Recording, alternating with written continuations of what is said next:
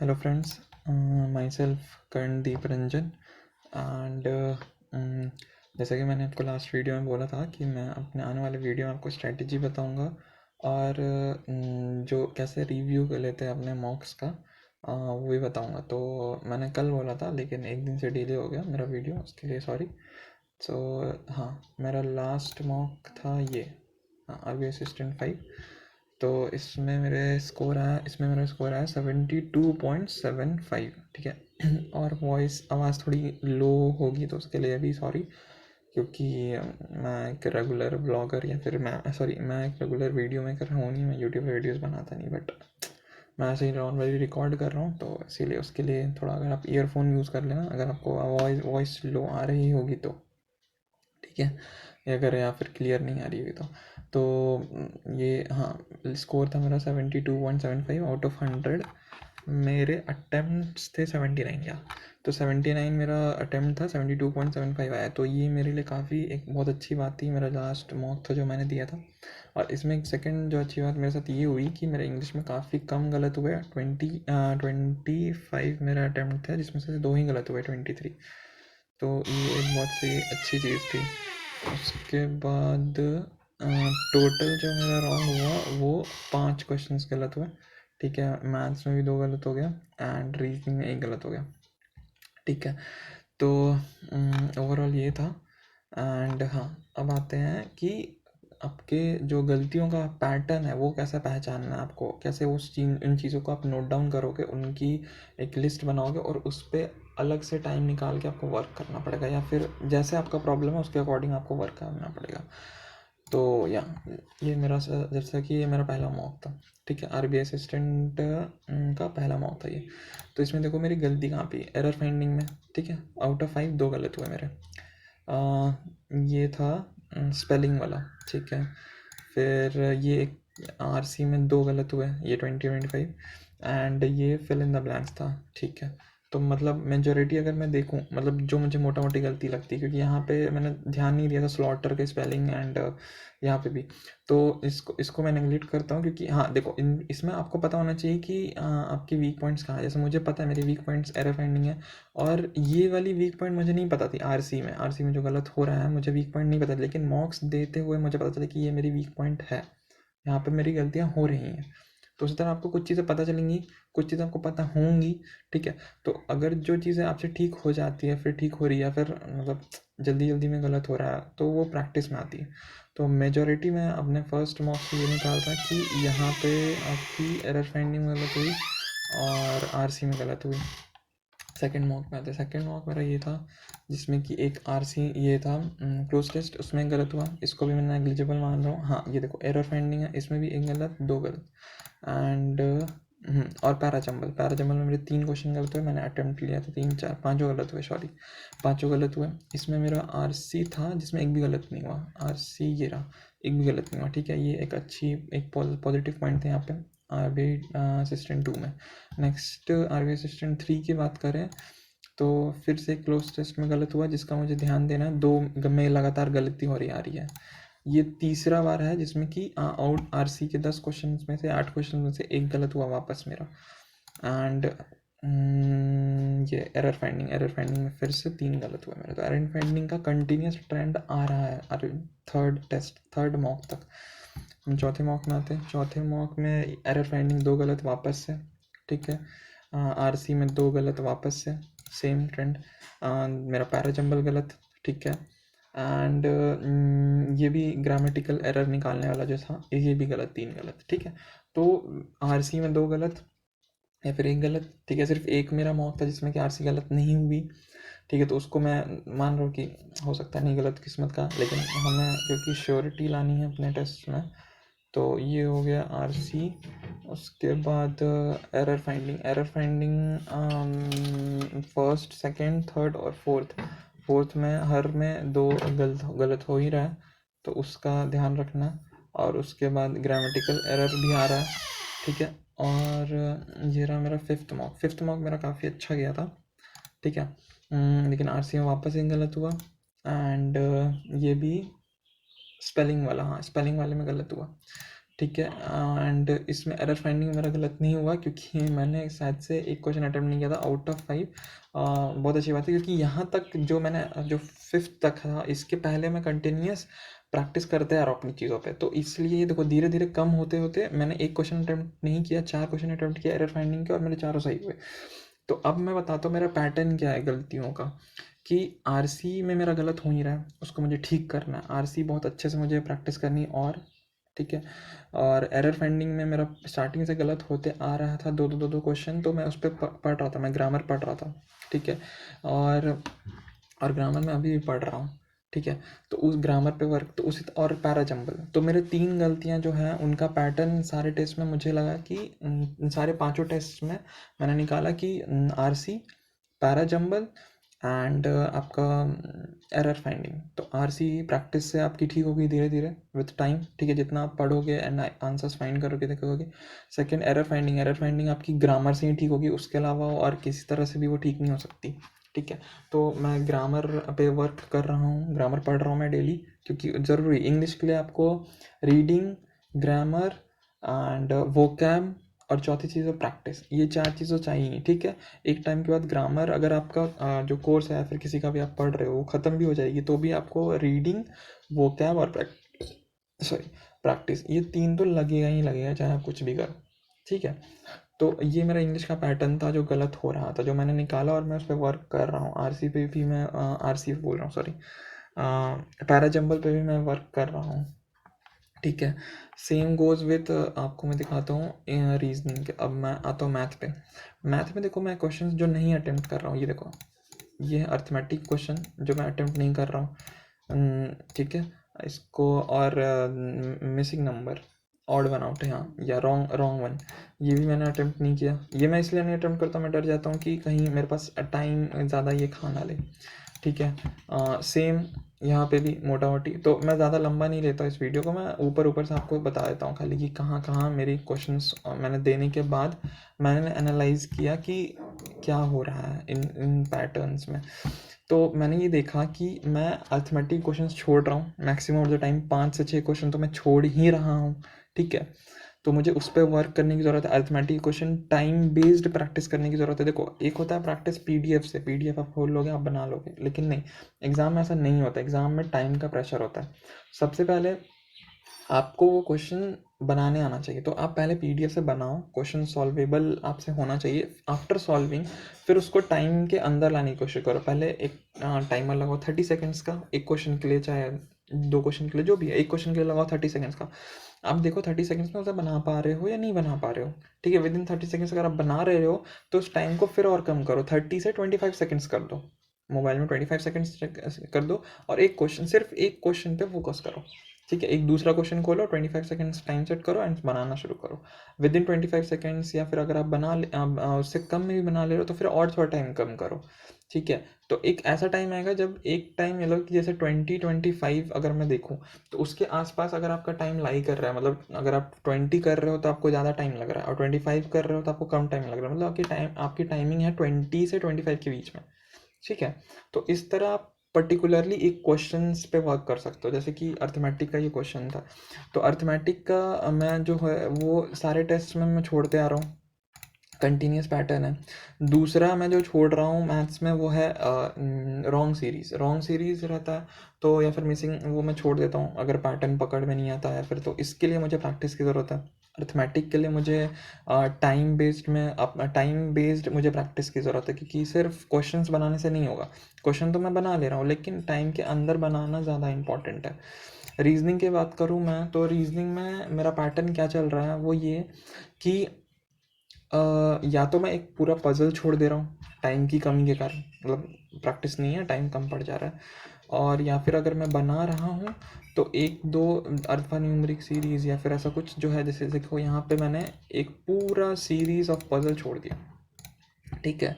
और यहाँ पे देखें, यहाँ पे भी देखो एक सीरीज़ ऑफ पजल, तो यहाँ पे मेरी टाइम की कमी हो रही है। तो मुझे अपने टाइम पे वर्क करना है कि टाइम कैसा चल रहा है, कैसा टाइम आ रहा है, ठीक है। टाइम यहाँ पे हमें टाइम पे वर्क करना है कि विद इन टाइम हमें अटेम्प्ट करना है पहली चीज़। दूसरी चीज़ मेरी कमी यहाँ पे है कि ये क्या बोलते हैं कि जल्दी जल्दी बनाने में गलतियाँ हो रही है, तो उस पे वर्क करना है। तो वो प्रैक्टिस से ही आएगा, जितना प्रैक्टिस करो। जैसे कि मेरा सेकंड मॉक था ये, तो इसमें मैंने ऑटो 35 सब अटेम्प्ट किया था, बट एक क्वेश्चन मेरा गलत हुआ क्योंकि जल्दी जल्दी में।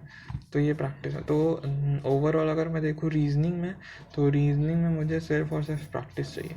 रीजनिंग में प्रैक्टिस के अलावा और मुझे कहीं कमी नहीं लग रही। तो इस तरह के एनालिसिस आप खुद ही निकाल सकते हो। जैसे फर्स्ट मॉक में मैंने फिर से एक पजल का पूरी सीरीज छोड़ी। तो यही है। ठीक है, ओवरऑल मैंने बता दिया आपको। ठीक है, अब मैं आता हूँ स्ट्रैटेजी पे कि मैंने कैसे IBPS क्लर्क 2020 निकाला। ठीक है, तो या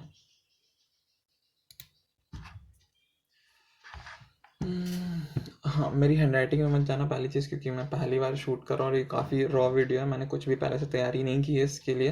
तो मेरे दिमाग में जो जो चीज़ें आती जाएंगी मेरी प्रिपरेशन के टाइम में, जो जो मैंने किया था, वो सब मैं आपको यहाँ पे बताऊँगा। ठीक है, तो आप बस सुनते जाओ। ठीक है, तो सबसे पहले जब मैंने स्टार्ट किया था प्रिपरेशन, मैंने 2019 में स्टार्ट किया था प्रिपरेशन। सॉरी 2020 में स्टार्ट किया था, सॉरी 2020 जैन, मुझे याद है। ठीक है, जैन में मैंने सोचा कि मैं बैंकिंग की प्रिपरेशन स्टार्ट करूँगा। ठीक है, तो जो पहला मेरा एग्ज़ाम था जो मैंने दिया था विदाउट प्रिपरेशन, वो था RBI असिस्टेंट। ठीक है, RBI असिस्टेंट था, मैंने दिया था। उसमें मेरे मार्क्स आए थे 75। ठीक है, सिलेक्शन नहीं हुआ था। और उसके ठीक बाद SBI था, SBI क्लर्क था जो मैंने दिया था। तो SBI क्लर्क मैंने दिया था, ये भी बिना प्रिपरेशन का था, कुछ भी प्रिपेयर मैंने नहीं किया था। तो इसमें मेरा जो प्री था वो 3 मार्क्स से रह गया था। 3 मार्क्स से मेरा प्री रह गया था, नहीं क्वालिफाई हुआ था। ठीक है, अब यहाँ के बाद फिर मैंने प्रिपरेशन स्टार्ट की थी। ये था बात फेब तक का। हाँ, तो फेब तक का था। फिर मार्च से मैंने प्रिपरेशन अच्छे से, मतलब लग के डेली, मतलब प्रैक्टिसेस करना, रिवाइजन करना। तो ये मैंने मार्च से स्टार्ट किया था। तो अब मैं बताता हूँ कि स्टार्ट कैसे किया था। तो पहले तो मैं कुछ भी नहीं जानता, ब्लैंक था। ठीक है, तो जब RBI की फॉर्म निकली तो मुझे लगा कि हाँ यार, इसे मुझे करना चाहिए इसमें। तो मैंने क्या किया, मैंने अड्डा का एक ये लिया था, क्या बोलते हैं, उनका एक कोर्स लिया था। अड्डा का एक कोर्स आता है, तो वो लिया था मैंने। ठीक है, अब इसमें क्या था कि इन्होंने पढ़ाया तो अच्छा था, नो डाउट अच्छा पढ़ाया था। ठीक है, तो जो लोग जिन उनके लिए जो स्टार्ट कर रहे हैं, जो बिगिनर है अभी प्रिपरेशन स्टार्ट करने वाले, उनके लिए मैं एक सजेशन देना चाहूँगा। अगर आप ब्लैंक है, कुछ भी नहीं है, आप एकदम ज़ीरो से स्टार्ट कर रहे हैं, तो एक कोई कोर्स लेने में आपको कोई प्रॉब्लम नहीं है। ठीक है, आप कोर्स एक ले लो, कोई दिक्कत नहीं है कोर्स लेने में। किसी का भी ऑनलाइन अड्डा का क्योंकि सस्ता था इसलिए मैंने ले लिया। ठीक है, और दूसरी चीज़ कैसे कि मैं अगर अपनी बात बताऊं तो देखो, 2-3 तरह के स्टूडेंट्स होते हैं, एस्पिरेंट्स होते हैं। एक होता है जो डेडिकेशन से पढ़ाई करते हैं। मैं अपनी बताऊं तो मेरा कैसा है कि अगर मैंने कहीं पैसे लगाए हैं, इन्वेस्ट किया है, तो मैं उससे जितना ज़्यादा हो सकता है उतना ज़्यादा लेने की कोशिश करता हूँ, उससे आउट रिजल्ट लेने की कोशिश करता हूँ। ठीक है, तो यहाँ पे जब जब मैंने अड्डा का लिया था कोर्स, ठीक है, तो इसलिए मैं उनके लाइव क्लासेस देखता था। ठीक है, लाइव क्लासेस, और फिर मैं उनके रिकॉर्डेड क्लासेस को भी देखता था। ठीक है, हालांकि ये कोर्स शायद 1 या 2 महीने का ही था। ये सिर्फ डेडिकेटेड RBI असिस्टेंट के लिए ही आया था। ठीक है, तो मैंने उसके लिए लिया था 1-2 महीने में। लेकिन हाँ, मेरे बेसिक्स जो बोलता है ना कि मैंने जो आप ज़ीरो से स्टार्ट करते हो, तो मैं ज़ीरो से स्टार्ट करता, लेकिन उसके लिए ये काफ़ी अच्छा कोर्स था। ठीक है, तो आप जो ज़ीरो से स्टार्ट कर रहे हैं उनके लिए मैं बता रहा हूँ कि आप एक कोर्स लो, पहले पढ़ो। ठीक है, पहले पढ़ो, चीज़ों को समझो कि क्या है। ठीक है, सिलेबस क्या क्या किस तरह के क्वेश्चंस पूछे जाते हैं। ठीक है, तो उनके लिए बहुत बेस्ट है ये, और वो ट्रिक्स वगैरह भी बताते हैं। मैंने अड्डा का लिया था, इसलिए मैं सिर्फ अड्डा का बता रहा हूँ, बाकी का नहीं बता सकता कि कैसा है क्या है। लेकिन मुझे नहीं लगता कि बिगनर्स के लिए ये किसी का भी कोर्स ख़राब होगा, आप किसी का भी कोर्स ले सकते हो। ठीक है, मैंने पर्सनली अड्डा का लिया था, इसलिए मैं सिर्फ अड्डा का बता रहा हूँ आपको। तो यही है। तो आप जो स्टार्ट कर रहे हैं प्रिपरेशन, आप कोई कोर्स ले लो, कोई इसमें ये नहीं है कि आपने कोर्स ले लिया। हाँ, बहुत लोग बिना कोर्स के भी निकालते हैं। ठीक है, देखो यार, आप कंपैरिजन मत करो, सबसे पहली चीज़ यहाँ पे। मैं खुद को जानता था कि मैं उतना डेडिकेशन से पढ़ाई नहीं कर सकता, लेकिन इसलिए मैंने यहाँ इसमें पैसे डाल दिए कि हाँ, पैसे डाल दिए अब मुझे कि यार मैंने वहाँ पे इन्वेस्ट किया है तो मुझे पढ़ना है, मुझे पढ़ना है। तो इसलिए मैं लाइव क्लासेस देखता था, इनका रिकॉर्डेड क्लासेस फिर देखता था। तो इससे क्या हुआ कि मैं उस चीज़ में आ गया कि मुझे पढ़ना है, मुझे करना है, ठीक है, मुझे जॉब लेनी है। तो जो लोग डेडिकेशन से अगर नहीं पढ़ पा रहे तो आप इन्वेस्ट कर दो कहीं पे, कोई कोर्स ले लो। जब आप पैसा लगाओगे ना तो आप खुद ही वहाँ पे जाओगे, बैठोगे, पढ़ोगे, खुद ही आपका ध्यान लगेगा, ठीक है। तो मैंने ये लिया, उसके बाद ये करने के बाद मेरे बेसिक्स जो हैं काफ़ी हद तक क्लियर हो गए।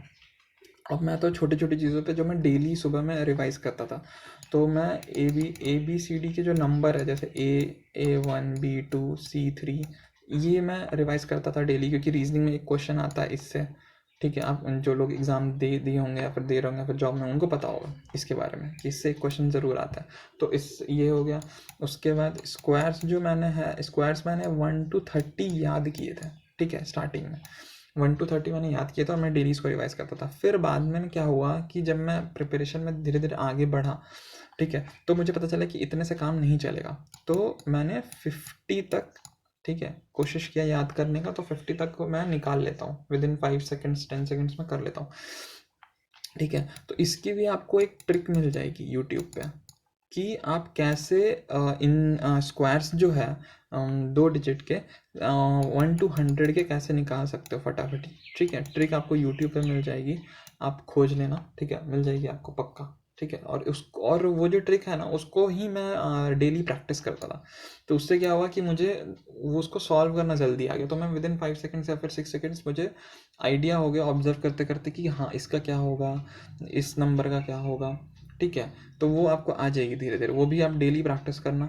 और क्यूब्स की अगर मैं बात करूँ तो 1 to 20 मैंने क्यूब्स याद किए थे, ठीक है। ये मैं डेली करता था, इससे ज़्यादा करने की ज़रूरत नहीं, इतना काफ़ी है, ठीक है। टेबल्स की बात करूँ तो टेबल्स 1 to 20 आप याद करो, काफ़ी है, ठीक है। बाकी आपकी कैलकुलेशंस बहुत फास्ट होनी चाहिए, उसके अलावा मतलब उसके आगे की ज़रूरत आपको पड़ेगी नहीं, ठीक है। 1 to 20 अगर आप याद रखोगे ना तो आपका काम चलेगा काफ़ी हद तक, ठीक है। ये हो गई डेली। हाँ, और इंग्लिश की बात करूँ तो इंग्लिश में डेली में क्या करता था, स्टार्टिंग में जब मैंने प्रिपरेशन स्टार्ट की तो मैं सिर्फ और सिर्फ ये द हिंदू, हाँ, मैं द हिंदू पढ़ता था सिर्फ, ठीक है। मैं द हिंदू पढ़ता था, ठीक है। यार प्लीज़ मेरी हैंड राइटिंग में मत जाना, क्योंकि मैं माउस से लिख रहा हूँ तो या तो मैं ही सिर्फ द हिंदू पढ़ता स्टार्टिंग में, ठीक है। और कुछ भी नहीं, कुछ भी नहीं, वो कैब भी नहीं, ग्रामर भी नहीं, कुछ भी नहीं। मैं सिर्फ द हिंदू पढ़ता था, जो भी द हिंदू आता था उसको मैं डेली सिर्फ पढ़ लेता था। तो कैसा था कि ये, हाँ, द हिंदू में पढ़ लेता था तो समझ में आता था, जितना आता था, नहीं आता था नहीं आता था, कोई दिक्कत नहीं, मैं छोड़ देता था, ठीक है। उसके बाद फिर मैंने क्या करना शुरू किया कुछ टाइम के बाद कि हाँ, आपको यूट्यूब पे बहुत से ऐसे लोग मिल जाएंगे, या फिर मैं एक चैनल का नाम बता देता हूँ, मैं योर इंग्लिश ट्यूटर YET, हाँ, योर इंग्लिश ट्यूटर ऐसे करके एक यूट्यूब चैनल है, ठीक है। इस पे आपको डेली बेसिस पे आपको ये द हिंदू के रिव्यूज़ मिल जाएंगे, द हिंदू के रिव्यूज़ मिल जाएंगे आपको। इसमें वो बताते हैं कि इस लाइन का क्या मतलब है, इस लाइन का क्या मतलब है। तो पहले मैं सिर्फ द हिंदू पढ़ता था, ठीक है, समझ में आ रहा है नहीं आ रहा है कोई दिक्कत नहीं, मैं पढ़ लेता था सर, ठीक है। फिर क्या हुआ, और मतलब कि समझने की कोशिश करता था, जितना समझ में आया आया, नहीं आया नहीं आया। उसके बाद फिर मैं वीडियोस देखना शुरू किया ऐसे ही ये क्या बोलते, रिव्यू के, द हिंदू के। तो फिर उससे क्या हुआ कि पहले मैं खुद से कोई सेंटेंस का मैंने मतलब निकाला कि हो सकता है ये होगा या फिर जो भी, और फिर मैं उनके वीडियोस देख के फिर खुद को करेक्ट करता था। तो धीरे धीरे इसको ही डेली बेसिस पे करने से, इसके वीडियोस ही डेली बेसिस पे देखने से मुझे काफ़ी इसमें ज़्यादा इम्प्रूवमेंट हुई। और उसके बाद फिर धीरे धीरे मैंने वीडियो देखना बंद कर दिया, क्योंकि मुझे खुद ही अब समझ में आने लगा कि उस लाइन का या फिर वो पूरे एडिटोरियल का क्या मतलब है, ठीक है, वो पूरे एडिटोरियल का क्या मतलब है। तो ये धीरे धीरे प्रैक्टिस से ही हुआ, ठीक है। तो ये यहाँ पे आपको एडिटोरियल की ज़रूरत पड़ेगी ही पड़ेगी, एडिटोरियल आप पढ़ो, ठीक है। द हिंदू का एडिटोरियल पढ़ो, नहीं समझ में आ रहा कोई दिक्कत नहीं, इंग्लिश तो आप पढ़ सकते हो ना भाई, तो इंग्लिश पढ़ो ना, इंग्लिश पढ़ने में क्या दिक्कत है, नहीं समझ में आ रहा कोई दिक्कत, 2 एडिटोरियल तो है, कितना टाइम लगेगा। लोग सोचते हैं यार पढ़ने में नहीं, समझ में नहीं आ रहा, क्यों पढ़ रहा हूँ मैं ये वो, ज़्यादा चीज़ें ना दिमाग में मत लाया करो, ठीक है। पढ़ने बैठे हैं तो पढ़ना है मुझे सिर्फ, ठीक है। तो सिर्फ पढ़ लो, मैं सिर्फ पढ़ देता था, ठीक है। हाँ, उसके अलावा जो है आप आरसीज वगैरह प्रैक्टिस करो अलग से, उसमें अगर आपको नहीं समझ में आ रहा है तो उसके लिए क्या है कि जितना भी पैराग्राफ आपको समझ में आ रहा है ना, उतने के जितने भी क्वेश्चंस आपको मिल रहे हैं आप वो सॉल्व करो एटलीस्ट, ठीक है। वो करेक्ट होने, वो समझ में आने चाहिए। और इंग्लिश जो है ना, इंग्लिश आपकी डेली प्रैक्टिस, इंग्लिश जो है आपकी वो डेली प्रैक्टिस से ही सही होगी, ठीक है। आप ये नहीं सोचोगे कि मैं एग्ज़ाम से 2 महीना पहले 3 महीना पहले करूँगा तो नहीं होगा, कभी नहीं होगा।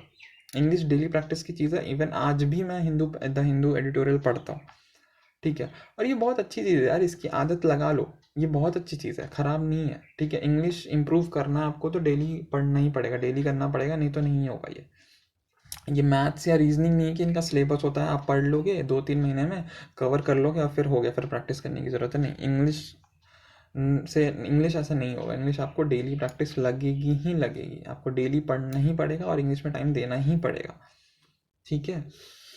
तो ये हो गई इंग्लिश की बात कर दी मैंने।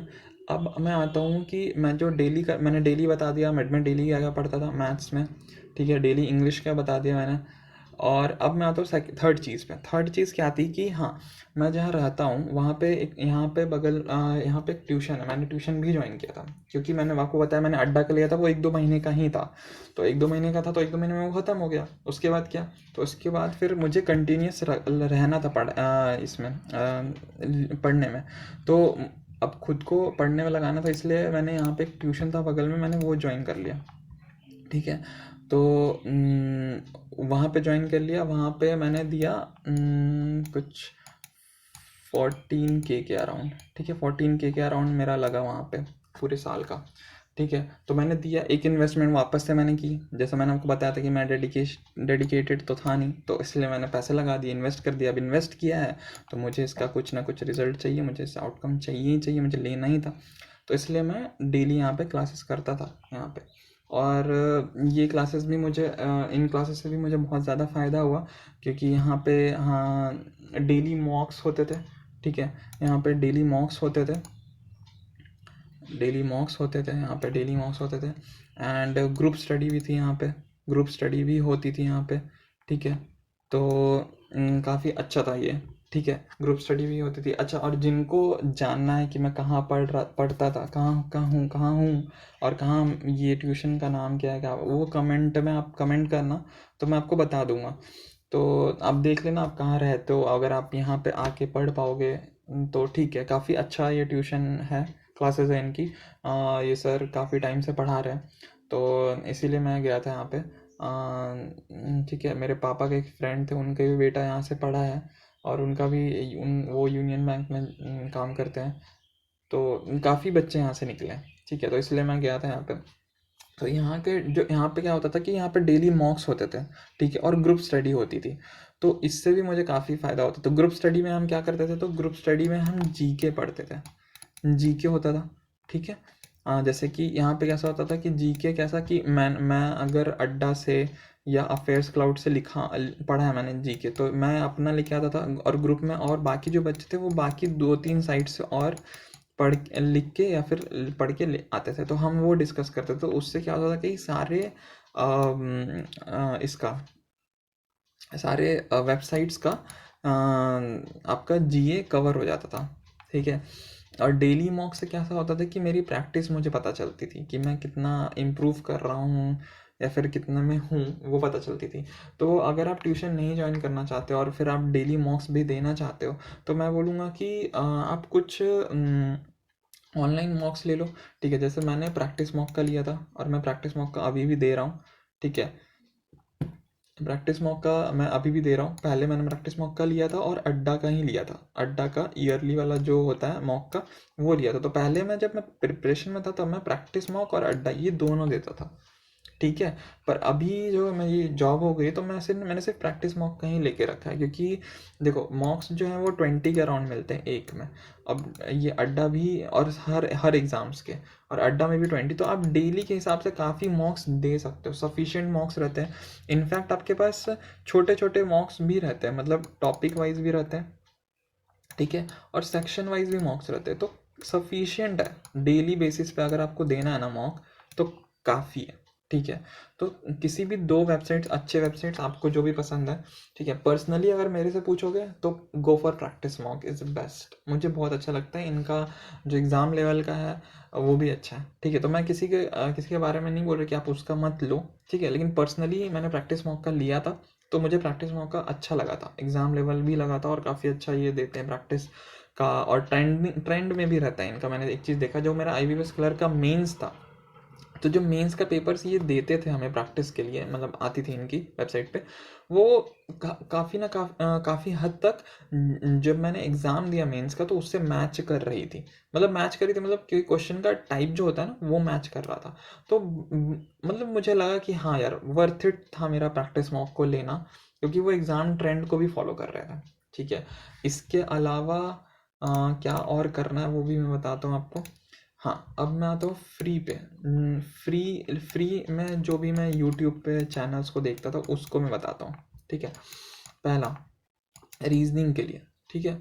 रीजनिंग के लिए आप अंकुश लांबा सर को छोड़ना ही मत कभी भी, ठीक है। Ankush Lamba sir is the best for reasoning, ठीक है। बेस्ट है ये रीजनिंग के लिए, ठीक है। इसके अलावा मुझे नहीं लगता कि किसी भी और चैनल को आपको देखने की ज़रूरत है। मैं अपनी बता रहा हूँ, मुझे नहीं ज़रूरत पड़ी, ठीक है। अंकुश लांबा सर बहुत ही बेस्ट पढ़ा है। इनफैक्ट IBPS क्लर्क से भी पहले जो इनकी सीरीज़ चलती है 10 मॉक्स की या फिर ऐसा कुछ भी, मेंस के पहले, उसमें मुझे आज भी याद है कि इन्होंने एक रीजनिंग का सेट ऑफ क्वेश्चन बताया था, और सेम सेम वही टाइप का, एग्जैक्टली सेम टाइप का क्वेश्चन एग्जाम में भी आया था, एकदम सेम था। मैं बोला कि यार ये तो मैंने कुछ ही 1-2 दिन पहले बताया, एकदम सेम टाइप वही था क्वेश्चन का, एकदम सेम टाइप था। तो ये बेस्ट है, अंकुश लांबा सर बेस्ट है रीजनिंग के लिए। अब मैं आता हूँ सेकंड, मैथ्स के लिए आप किसको अगर फ्री में भी देखना है इसके साथ, क्योंकि मैं इनको भी देखता था, इधर पढ़ने के अलावा मैं इनको भी फॉलो करता था, इनके भी क्वेश्चंस देखता था। अब हम आते हैं मैथ्स पे आशीष अरोड़ा सर, ठीक है। आशीष अरोड़ा सर को फॉलो करिए आप, बहुत ही अच्छा, और मतलब क्वेश्चन की क्वालिटी रहती है इनकी, आप, ठीक है। इनका चेकलिस्ट आता है एक एग्ज़ाम से पहले, चेकलिस्ट हो गया, और नॉर्मली ये यूट्यूब पे भी 35 की इनकी सीरीज़ रहती है एक मैथ्स की, जो ये सॉल्व करते हैं एग्ज़ाम से पहले, ये आता है।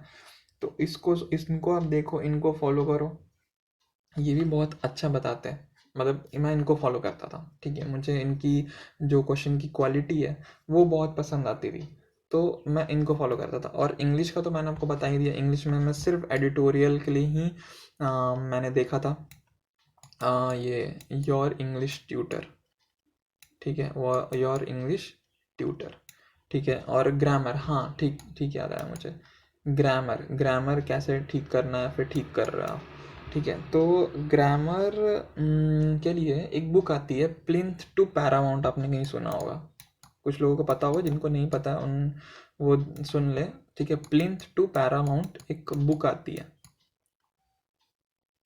ठीक है, आप उसको पढ़ो, ये भी बहुत अच्छी बुक है, ठीक है। आप इसको पढ़ सकते हैं, प्लेन टू पैरामाउंट, मैंने इसको भी पढ़ा था, ठीक है। तो ये बहुत अच्छा सही बुक है आपकी ग्रामर की चीज़ों पे ध्यान देने के लिए, प्लेन टू पैरामाउंट। दूसरा आता है वोकैब के लिए, आप क्या करोगे, तो वोकैब के लिए एक बुक आती है, वर्ड पावर मेड इजी, आपने सुना होगा बहुत लोगों ने, वर्ड पावर मेड इजी, ठीक है। तो इसकी एक बुक आती है। अब मैंने क्या किया था, मैंने इसकी बुक ले तो ली थी, बट थोड़ी सी बुक पढ़ने में मुझे थोड़ी सी बोरिंग सी लग रही थी, तो इसके काफ़ी वीडियोस भी मिल जाएंगे आपको, बुक बाई करने की ज़रूरत नहीं है। यूट्यूब पे आप सर्च करना, आपको वीडियोस मिल जाएंगे, 40 वीडियोस या 35 वीडियोस के अराउंड में सब ने इन बुक को ख़त्म किया है, तो आप उन वीडियोस से भी इसको ख़त्म कर सकते हो, तो आप वो वीडियोस भी फॉलो कर सकते हो, ठीक है। मैंने वो वीडियो से भी वोकैब अपने ख़त्म किए। और अभी मैं फ़िलहाल करंट बताऊँ तो मैं RBI असिस्टेंट की प्रिपेयर कर रहा हूँ, और मेरा करंट जो वर्क है वो RC पे चल रहा है, और पैराजंबल पे और ग्रामर पे मैं वापस से वर्क कर रहा हूँ, ठीक है। हाँ, और एक बहुत इंपॉर्टेंट चीज़ मैं बताना भूल गया, कि जब भी आप किसी का भी ऑनलाइन कोर्स अगर ले रहे हो, ठीक है, चाहे किसी का भी ले रहे हो, तो नोट्स ज़रूर बनाना। मैथ्स के तो नोट्स ज़रूर से ज़रूर बनाना, मैंने नोट्स के बनाए थे मैथ्स के, ठीक है। इंग्लिश में भी ग्रामर के रूल्स के नोट्स ज़रूर से ज़रूर बनाना, ठीक है। और और क्या था, इंग्लिश के नोट्स हो गए, मैथ्स के नोट्स हो गए, हाँ। और उन नोट्स को ना, या फिर टाइप, जैसे जैसे कि मैथ्स में टाइप ऑफ क्वेश्चन होता है कि इस टाइप का क्वेश्चन कैसे सॉल्व करना है, इस टाइप का क्वेश्चन कैसे सॉल्व करना है, तो वो टाइप भी आप नोट करो, कोई दिक्कत नहीं यार। स्टार्टिंग में ना आप बिगनर हो, स्टार्टिंग में आप नोट करो, नोट करनी के में नोट करने में ना कोई बुराई नहीं है, आप नोट करो, ठीक है। चीज़ों को नोट करो, समझो कि कैसे हो, कि कैसे चल रहा है, क्या हो रहा है, इस क्वेश्चन के लिए क्या करना है, ठीक है। इस क्वेश्चन के लिए शॉर्ट ट्रिक क्या है, मैं शॉर्ट ट्रिक अप्लाई कर पा रहा हूँ कि नहीं कर पा रहा हूँ एग्जाम में, क्यों नहीं हो पा रहा है, क्या हो रहा है। तो उन सब चीज़ों पे ना आपको वर्क धीरे धीरे प्रैक्टिस के साथ ना वर्क आएगी। तो पहले जो बिगनर है वो पहले आप सिलेबस कंप्लीट करो, नोट्स बनाओ इंग्लिश के और मैथ्स के, मैंने पर्सनली बनाए थे, ठीक है। और कंटिन्यूस प्रैक्टिस में लगे रहो, ठीक है। जो भी चीज़ें आप पढ़ रहे हो या फिर आपको समझ में आ रही है ना, उसको प्रैक्टिस करो। अगर आप प्रैक्टिस ही नहीं करोगे ना, तो वो चीज़ें आपकी हैबिट में नहीं आएगी, ठीक है, समझ रहे हो, हैबिट में नहीं आएगी। अब जैसे जो मैंने एक आपको बताया था, मैं बताता हूँ एक चीज़, क्या मैं क्या करता था कि जो मैंने बताया था कि ABCD जो है, A का 1, B का 2, C का 3, ये मैं डेली पढ़ता था। तो अब इसको हैबिट में कैसे लाना है, तो जब भी आप RC आप पढ़ने के बाद ख़त्म कर ले, या फिर द हिंदू आप पढ़ने के बाद ख़त्म कर ले रहे हो, तो उसमें भी सेंटेंसेस होते हैं। उन सेंटेंसेस के जो नंबर है, जैसे द हिंदू, तो इसमें T का, H का, E का, ऐसे खुद ही आप नंबर फटाफट एकदम देखो और लिखते जाओ, लिखो कॉपी में, ठीक है। तो ये क्या हो गया, आपका पढ़ना भी हो गया, और ये आपका यहाँ पे प्रैक्टिस भी हो गई। इसके लिए अलग से कोई प्रैक्टिस आती नहीं है, तो आप ऐसे ही प्रैक्टिस कर सकते हो, ठीक है। तो इस तरह के प्रैक्टिसेस आप कर सकते हो, जो छोटे छोटे चीज़ें हैं, इस पे आप वर्क करने के लिए कैसे याद रखना है, कैसे मतलब कि आपको हैबिट में लाना। अब जैसे कि मैं सिंगल डिजिट के जो नंबर्स हैं, जैसे 7+8 15, 9+7 9+7 16, ठीक है। तो इस तरह ना मैं 1 मिनट में फटाफट लिखता था और कैलकुलेट करता था। जो भी नंबर मेरे दिमाग में आ रहा है, मैं फटाफट उन दोनों को लिखता था, उन दोनों को लिखा, उसका एडिशन क्या होगा ये लिखा, जैसे 4+8 12, ऐसे फटाक से लिखा, और ऐसे मतलब कॉपी में मैं लिखता था। यहाँ नहीं लिख पा रहा हूँ, लेकिन जितना फास्ट हो सकता है 1 मिनट में मैं कितना करता था। तो जब मैंने स्टार्ट किया तो 1 मिनट में कुछ 10 या 12 ही लिख पाता था मैं, इस तरह के सिंगल डिजिट एडिशन। फिर धीरे धीरे 1 मिनट में 20 के ऊपर होने लगा मेरा। तो ये धीरे धीरे आपको हैबिट में आ जाएगी ना, तो आपकी कैलकुलेशंस बहुत फास्ट हो जाएंगी। तो मैथ्स में ना कैलकुलेशन बहुत ज़रूरी है। अच्छा हाँ, एक चीज़ और मैं भूल गया मैथ्स में, परसेंटेज, ठीक है। परसेंटेज ना बहुत ही ज़्यादा ज़रूरी है। आप 1 to 15, जैसे कि 1/2, 1/3, 1/4, 1/5, इस तरह 1/15 तक के परसेंटेज के वैल्यू ना एक कॉपी में लिख के इनको भी डेली याद करो। मैं इनको भी डेली याद करता था, ठीक है। ये भी बहुत ज़रूरी है, ठीक है। इन अगर आपको मैथ्स में अगर आपको कमांड चाहिए, तो मैं आपको बता रहा हूँ, परसेंटेज एंड रेशियो, प्रोपोर्शन या फिर रेशियो आप बोल लो, ठीक है। इन दोनों का अगर आपकी अंडरस्टैंडिंग बहुत अच्छी है ना, तो आपको एक्स्ट्रा कुछ पढ़ने की ज़रूरत ही नहीं पड़ेगी। इन दोनों की अंडरस्टैंडिंग ना बहुत ही इम्पॉर्टेंट है, मतलब जितना आप वेरी लगा लो, very very very very very important. तो इसलिए परसेंटेज और रेशियो, इस पे जितना ज़्यादा हो सकता है ना, उतना ज़्यादा वर्क करना, ठीक है। रेशियो प्रोपोर्शन पे आपकी कैलकुलेशंस तो ठीक है, वो तो अलग चीज़ हो गई। अंडरस्टैंडिंग ना क्वेश्चन की, अर्थमेटिक में आपको बहुत फ़ायदा मिलेगा, ठीक है। परसेंटेज और रेशियो, इन दो चीज़ों पे ना काफ़ी ज़्यादा वर्क करना, ठीक है। जितना ज़्यादा हो सकता है, जितना मतलब ऑलमोस्ट अगर आप देखोगे ना, बहुत सारे क्वेश्चंस ना सिर्फ इन दोनों पे ही सॉल्व होते हैं। जब आप आगे बढ़ोगे, आगे पढ़ोगे, मिक्सचर एंड एलिगेशन हो गया, या फिर प्रॉफिट लॉस हो गया, ठीक है, या फिर टाइम डिस्टेंस हो गया, डाउन स्ट्रीम अप स्ट्रीम हो गया, इस तरह के क्वेश्चन ना रेशियो प्रोपोर्शन पे ना ऐसे ही सॉल्व हो जाएंगे, परसेंटेज पे ऐसे ही सॉल्व हो जाएंगे, ठीक है। आपको सिर्फ कॉन्सेप्ट पता होना चाहिए कि क्या होता है, डाउन स्ट्रीम में प्लस करना, अप स्ट्रीम में माइनस करना है, ठीक है, ये पता होना चाहिए। बाकी ना परसेंटेज और रेशियो का ही खेला है सारे टॉपिक्स में। आप देखना, अगर आप ऑब्जर्व करोगे चीज़ों को, तो ऑब्जर्व भी करना कि कैसे चल रहा है, क्या चल रहा है, ठीक है। अब आई थिंक वीडियो बहुत ज़्यादा लंबा हो गया, तो मैं इसको यहीं पे एंड करता हूँ, ठीक है। बाकी अगर आपकी और भी कोई क्वेरीज होगी, तो आप नीचे मुझे बताना, ठीक है, कमेंट करना।